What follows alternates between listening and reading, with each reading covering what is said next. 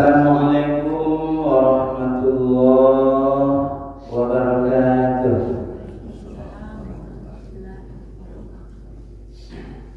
Alhamdulillahirabbil alamin alladzi ahyana ba'dama amatana wa ilaihin nusyur.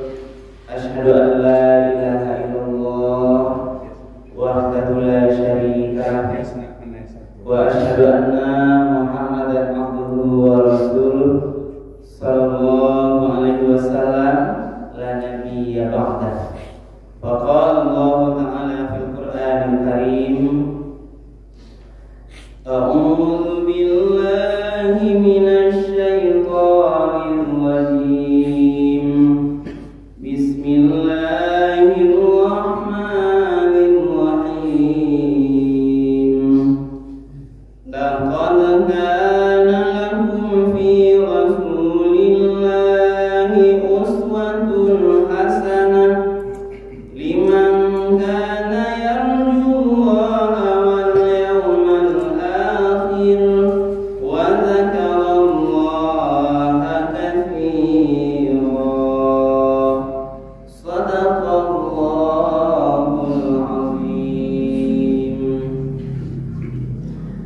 Bapak dan ibu para jemaah subuh yang dimuliakan oleh Allah, marilah kita kembali menyampaikan ucapan kalimat puji dan syukur. Alhamdulillahirabbil alamin.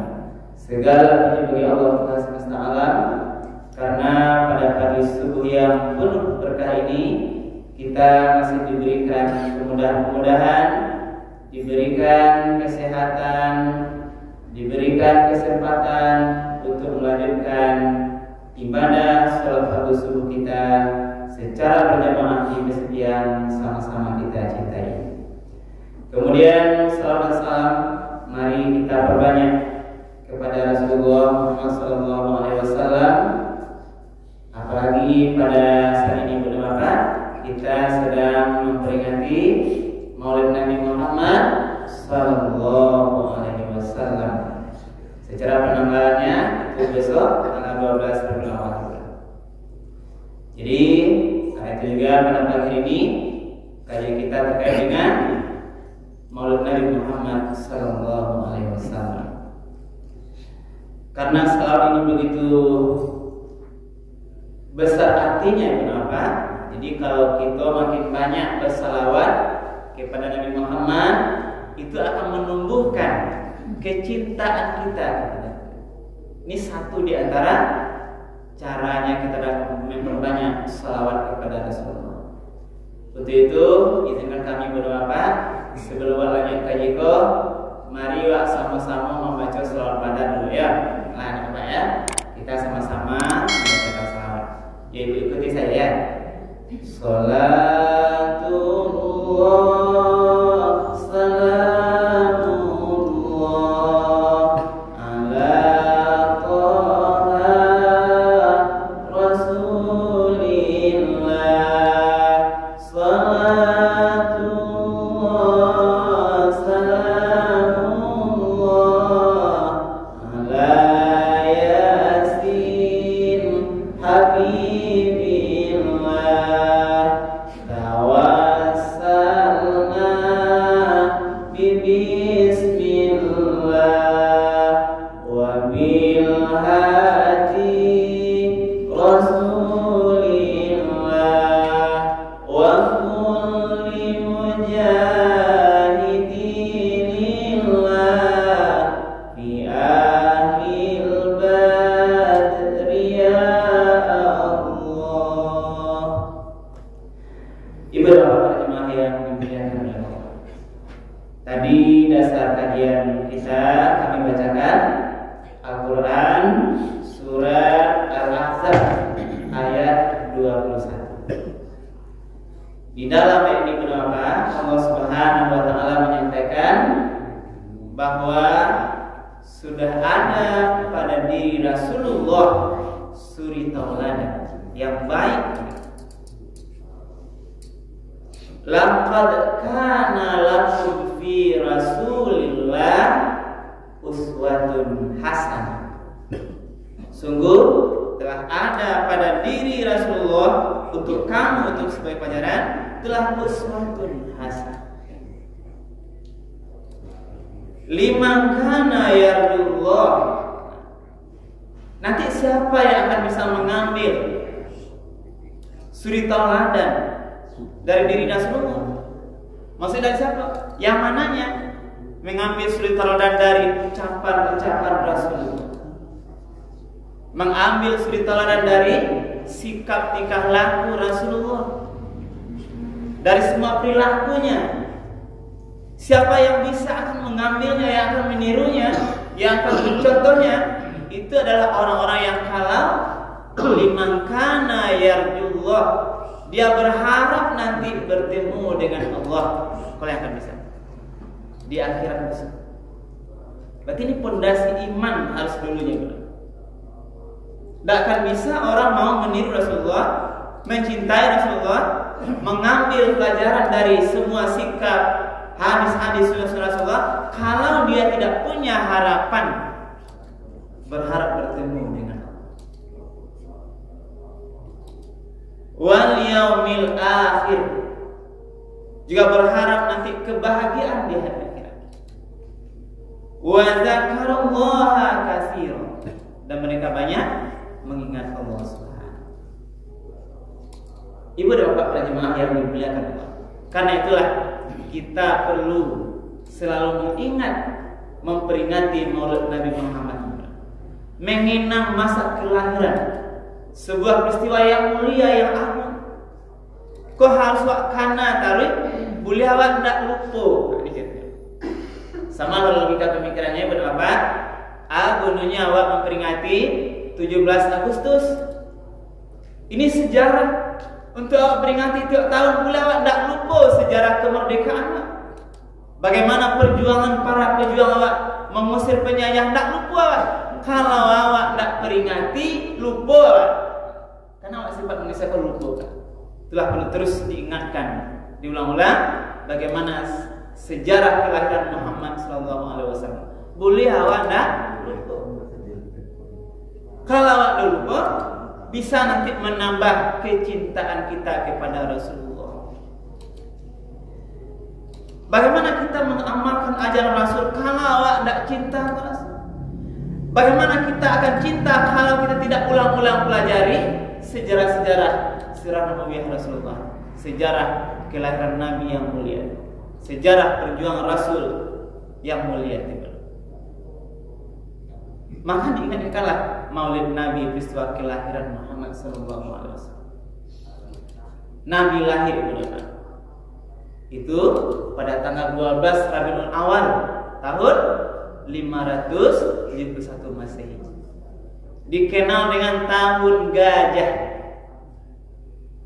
Bahkan tahun gajah karena pada tahun itu pasukan bergajah di bawah pimpinan Abraham ingin meruntuhkan Ka'bah. Terhadap surah Al-Fil, tapi Allah tidak mau, tidak meridhoi, sehingga pasukan bergajah itu yang akan meruntuhkan Ka'bah itu diutuslah namanya burung ababil. Fa arsalna alaihim tayran ababil tarmihim bihijaratin min sijil faja'alahum ka'asfin ma'kul. Ketika tentara bergajah itu mau meruntuhkan Ka'bah, Allah utus burung ababil nanti menurunkan batu-batu kecil yang dengan izin Allah terbakar, hancurlah semua pasukan bergajah. Ini tanda-tanda hari tahun kelahiran Muhammad, tahun gajah. Bahkan ada peristiwa besar lain di tahun itu. Apa contohnya? Istana Persia runtuh roboh seketika dalam sejarahnya. Apalagi kampung sekitar Ibu susuan Halimah Sa'diyah yang awalnya gersang, tumbuh-tumbuhnya tidak tumbuh, itu memancarkan banyak subur dan banyak peristiwa besar lain yang melihatkan betapa bertanda-tanda kebesaran kelahiran seorang manusia agung, itulah Muhammad sallallahu alaihi wasallam. Lalu lahirlah beliau tanggal 12 Rabiul Awal itu, lahir dalam kondisi seorang yatim. Jadi Muhammad itu adalah ayahnya Abdullah, kita tahu di sejarah. Dia lahir yatim, ayahnya sudah meninggal. Yatim dia lahir. Lebih kurang sekitar 3 bulan dalam kandungan, ayahnya meninggal. Lahir kondisi yatim, kemudian lahir dibesarkan oleh ibunya nanti, juga ada ibu susunya yang dia sampai nanti umur berapa tahun? 4 sampai 6 tahun. Kemudian dia juga meninggal ibunya Siti Aminah. Meninggal ibunya, siapa mengadangnya dari kecil itu dibesarkan oleh kakeknya Abdul Muttalib. Lebih kurang 2 tahun. Lebih kurang untuk meninggal pula dia. Maka meninggal juga namanya, diasuhlah dia nanti oleh pamannya Abu Thalib. Jadi digadang oleh pamannya dia sampai nanti dia besar. Sebelum Nabi jadi Rasul, ke apa yang perlu kita ambil pelajari berikut. Rasul dikenal dengan istilah Al-Amin. Apa Al-Amin?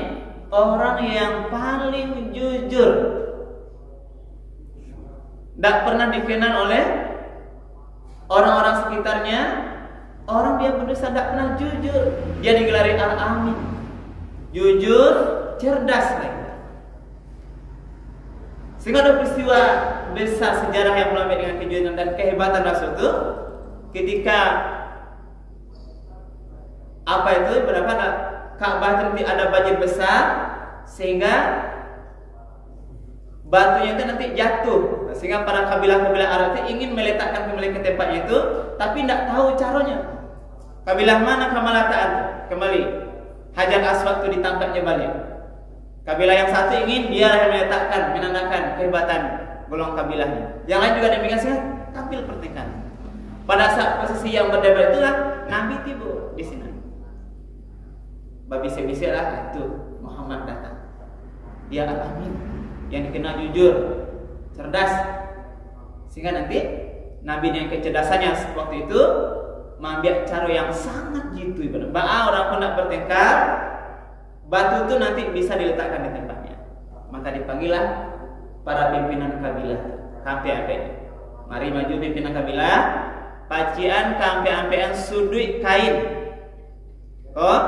Untuk nanti meletakkan Hajar Aswad di tempatnya banyak. Dipejam tapi itu. Lalu nanti diletakkan di tengah. Sadonya mangke sama-sama meletakkan di dekat Ka'bah. Lalu tiba di sini Rasul mengambil balik meletakkan di tempatnya. Sehingga tidak ada pertikaian. Ini melambangkan betapa kecerdasan Rasul. Rasul ini sifatnya yang paling cerdas dari kecil. Kejujurannya dipercaya untuk menyelesaikan masalah. Inilah ibarat. Lalu sampai nanti saatnya dia 25 tahun juga disebabkan karena kejujuran inilah Siti Khadijah orang terkaya yang pengusaha besar itu diberikan dia amanah kepada Rasul mengemban dagangannya. Itu juga lah penyebab dia melihat betapa agung mulianya Muhammad itu, kejujurannya, diberikan amanah berdagang, dipercaya berdagang, tidak pernah berbohong, dia jujur. Sehingga itulah menyebabkan Khadijah terpikat hatinya ingin untuk menikah dengan Rasulullah. Menikahnya Rasul umur 25 tahun, Khadijah umur 40 tahun. Menikah. Lalu akhirnya sampailah pada ketika Rasul hendak diangkat pertama jadi Rasul. Peristiwa pada saat Rasulullah Muhammad SAW itu umur 40, disinilah datang wahyu yang pertama di Gua Hira. Itulah awalnya Nabi Muhammad menerima wahyu pertama di Gua Hira. Itulah surat Al-Alaq ayat 1 sampai 5. Iqra bismi rabbikal ladzi khalaq, khalaqal insana min 'alaq, iqra wa rabbukal akram, allazi 'allama bil qalam, 'allama insana ma lam ya'lam. Inilah kisah awal Rasul Muhammad sallallahu alaihi wasallam diangkat menjadi rasul. Lalu setelah kita bernama Pak, di sanalah Rasul mulai. Ketika jadi Rasul memulai dakwah penyebaran Islam itu awalnya secara sembunyi-sembunyi, tidak langsung terang-terang. Siapa yang masuk Islam pertama itulah sahabat-sahabat terdekat. Khadijah istrinya. Siapa lain? Itulah khulafaur rasyidin. Di antaranya Abu Bakar, Utsman, juga Ali yang muda nanti, juga yang lain. Setelah sedikit secara sembunyi-sembunyi itulah kemudian ada perintah Allah. Sebarkanlah Islam itu secara terang-terangan. Sebarkanlah wahai Rasulullah, sampaikan Islam itu dengan secara terang. Barulah mulai menyebar keluar. Di sanalah mulai tantangan dari kafir Quraisy. Tantangan itu berapa? Tidak jauh dari pamannya juga yang kita kenal dengan Abu Lahab, Abu Jahal. Nah, kemudian setelah itu, disinilah perjuangan mulai, perjuangan penyebaran Islam. Disinilah kita melihat betapa agung dan kemuliaan akhlak Rasulullah. Baik perjuangan lebih kurang nanti sampai 22 tahun lebih kurang Rasul menyampaikan dakwah. 13 tahun di Mekah, 10 tahun nanti di Madinah. Di sini banyak yang bagaimana perjuangan Rasulullah. Ketika Khadijah ditanya masalah tadi, masalah akhlak yang pertama tadi, wahai Khadijah, sempat bertanya, bagaimana gambaran akhlak Rasulullah itu bantu akhlaknya? Apa kata Khadijah? Khuluquhu Al-Quran. Akhlaknya itu adalah Al-Quran. Dalam bimbingan Al-Quran inilah betapa sebagai sebuah mukjizat Rasulullah. Kehadiran Rasul, lahirnya Rasul Muhammad membawa Al-Quran ini sebagai rahmatan lil alamin. Kalau Muhammad tidak lahir, kenapa? Belum tentu sampailah Islam ke kita. Belum tahu apa menjadi seorang makhluk atau hamba Allah yang menyembah Allah. Karena Rasulullah lah rahmat dari Allah. Allah turunkan Al-Quran sampailah ke awak di situ. Betapa hebat, inilah mukjizat terbesarnya Rasul yang bisa membimbing awak, menunjukkan kita hidup dari dunia, kebahagiaan dunia sampai nanti ke akhirat. Apa akhlaknya Al-Quran? Al-Quran, semua perilaku beliau dalam bimbingan Allah Subhanahu wa taala di mana-mana. Bagaimana Rasul kehebatan akhlaknya di dalam kerendahan hatinya, kesabarannya. Bagaimana harus juga nanti kita latih menerima. Bagaimana sabarnya Rasul? Banyak kita lihat. Ketika perang nanti di Thaif, itu ketika Rasul sudah berdakwah, ini hari-hari sebelum Rasul diangkat Isra Mi'raj, nanti menyampaikan dakwah ke Thaif. Di tahun yang sama itu tahun namanya Yaumul Husni, tahun kesedihan. Ketika Khadijah meninggal, juga pada saat itu pamannya meninggal, dua peristiwa besar dinamakan Yaumul Husni, tahun kesedihan. Lalu Nabi juga menyampaikan dakwah ke Taif. Tapi apa yang di sana disampaikan oleh Rasul? Ketika Rasul berusaha jangankan diterima dakwah itu, Muhammad malah dilempari, dipasamuan sampai Muhammad itu berdarah-darah. Sehingga malaikat penjaga gunung menawarkan kepada Nabi, wahai Rasulullah, izinkan kami untuk menurunkan gunung ini sampai nanti menghimpit seluruh penduduk Taif agar habis semuanya. Apa kata Rasul? Jangan. Inilah melambangkan ketika dia jangan, wahai malaikat. Kenapa jangan? Karena bisa jadi hari ini penduduk Taif belum menerima aku, belum menerima hidayah. Bisa jadi besok, tahun besok, suatu masa nanti anak cucunya menerima kebenaran Islam. Kalau sekarang diturunkan gunung itu atau bukit itu nanti menghimpit semua habis masyarakat itu, maka akan habislah peluang nanti masyarakat itu, penduduk itu untuk menerima ajaran Islam. Ini lu terima, besok nanti akan demi dan terbuktilah sekarang. Inilah lambang bagaimana kerendahan hati, kesabaran Rasulullah. Sabarnya Rasul tidak hanya peristiwa persoalan yang menyulitkan, juga dalam hal yang menyenangkan. Karena Rasul itu benar-benar dalam berjuang menegakkan Islam. Ini orang kafir berpikir bahasanya Nabi kok berhenti berdakwah, tidak menyampaikan Islam, karena melawan ajaran nenek moyangnya para kafir yang itu menyembah berhala. Lalu apa caranya? Dengan cara yang sulit atau dengan cara yang senang. Baca inilah cara yang senang itu. Nabi ditawarkan, kita kenal dengan ditawarkan dengan 3 macam. Yang pertama harta, yang kedua tahta, yang ketiga apa bu? Wanita. Baca. Datang utusan kafir Quraisy menemui Rasul, wahai Rasulullah, ditawarkan, kalau kau mau berhenti menyebarkan Islam, maka pilihlah. Kalau engkau mau harta, kami berikan kepadamu harta yang banyak di seluruh jazirah Arab. Ambillah, kami berikan. Tapi berhenti menyebarkan ajaran Islam. Atau kalau kau mau tahta, kami angkat engkau menjadi pimpinan kami, wahai ya Muhammad. Kami angkat nanti pimpinan di jazirah Arab kau, tapi berhenti sebarkan Islam. Boleh sama-sama boleh dengan agama keturunan moyang kita. Yang ketiga, diberi dengan wanita. Kalau kau mau wanita yang cantik, kami berikan semuanya, wahai Muhammad, nikahilah, ambillah seluruh wanita-wanita cantik di Arab kau, jazirah Arab kau, untuk menjadi istrimu. Inilah ujian dalam bentuk kesenangan ibu napa. Tapi apa kata Rasul Muhammad dengan tegas menyampaikan, wahai pamanku atau wahai sahabatku, wahai saudaraku, tidak bisa. Andai pun engkau bisa mengambil, meletakkan matahari di tanganku atau ambil bulan tangan kiriku, aku tidak akan bisa berhenti menyebarkan ajaran Islam. Aku akan tetap dengan kalimat tauhid, meyakini la ilaha illallah Muhammadur Rasulullah. Inilah betapa istiqomahnya Rasul Muhammad SAW di jalan Islam. Itu yang kadang menggoda banget. Digoda dengan kesedihan, kemelaratan, kurang rezeki, kadang-kadang goyah di mana. Yang lebih baik digoda dengan kemewahan dunia, digoda dengan harta, pangkat jabatan.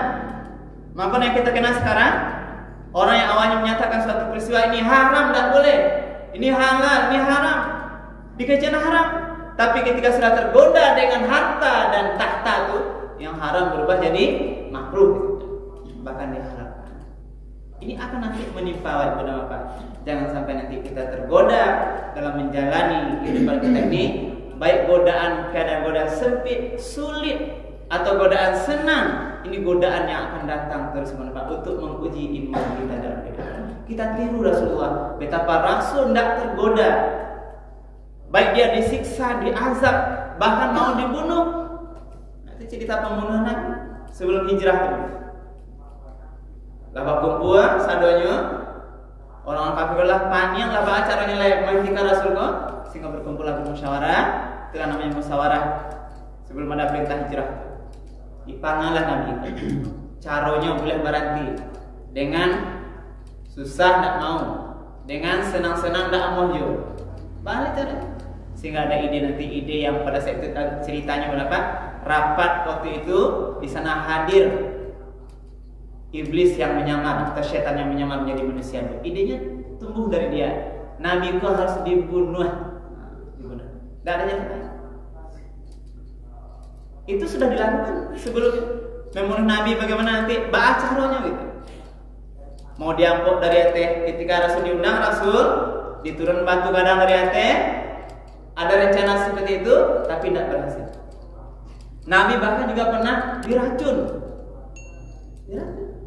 Jadi racun kan dari dulu rupanya. Tapi tidak berhasil. Dibunuh. Mau dibunuh. Pembunuhan dikepung pada malam itu nih, kita lihat kisahnya. Bagaimana juga Nabi dikepung. Waktu itu tentu Allah sampaikan oleh malaikatnya, sehingga di sana tinggallah Ali bin Abi Thalib yang menggantikan posisi dirinya Rasulullah. Ini sejarah hijrah. Jadi banyak ibu dan bapak, inilah bagian-bagian sejarah Rasulullah kalau yang mari anak-anak ulama walia ambil pelajaran. Banyak di sini akhlaknya Rasulullah yang perlu tiru, kita pelajari dalam semua sisi kehidupannya. Jelas tadi kuncinya betapa mulianya agungnya akhlak Rasulullah itu wa innaka la'ala khuluqin azim. Sesungguhnya engkau Muhammad memiliki adalah akhlak yang paling mulia.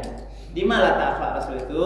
Itulah akhlaknya Al-Quran. Mari sama-sama kita tiru, buat sama-sama kembali pelajari bagaimana kemuliaan Rasulullah. Mari cari balik sejarah, kita coba baca-baca lagi benar apa? Bagaimana sirah Nabi Nabi itu. Karena kecintaan kepada Rasul itu kalau awak tidak kenal, tidak tahu, sulit awak nanti akan mempererat cinta kita kepada Rasulullah Muhammad SAW. Kalau makin tahu awak akan makin cinta kepada kita. Nabi adalah yang paling sayang kepada umat. Dari kehidupannya sampai kematiannya dia terus menyampaikan kecintaannya kepada kita. Ummati, ummati. Ini bagian kalimat yang terucap dari lidah Rasul menambahkan betapa dia cinta kepada kita. Inilah ini beberapa sebagian kajian kita pada sore ini. Kita kenang kelahiran Rasulullah, mulut Nabi Muhammad SAW.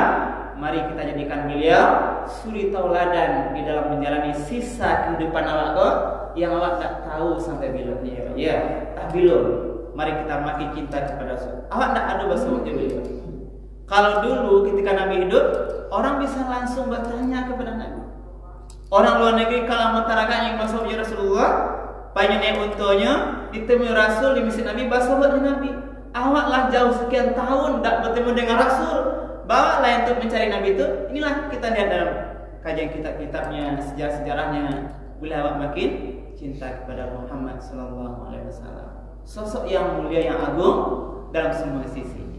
Ucapan Rasul, akhlak Rasul, tingkah lakunya, bagaimana Rasul berumah tangga, bagaimana Rasul berdagang di masyarakat, semua itu adalah mari kita jadikan suri tauladan.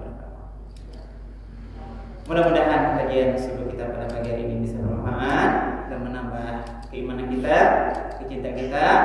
Mari terus berapa tadi adalah kalau kita Nabi menyampaikan dalam Al-Quran firman Allah, siapa yang mau cinta, mencintai Allah, siapa yang cinta pada Allah, ikutilah fattabi'uni.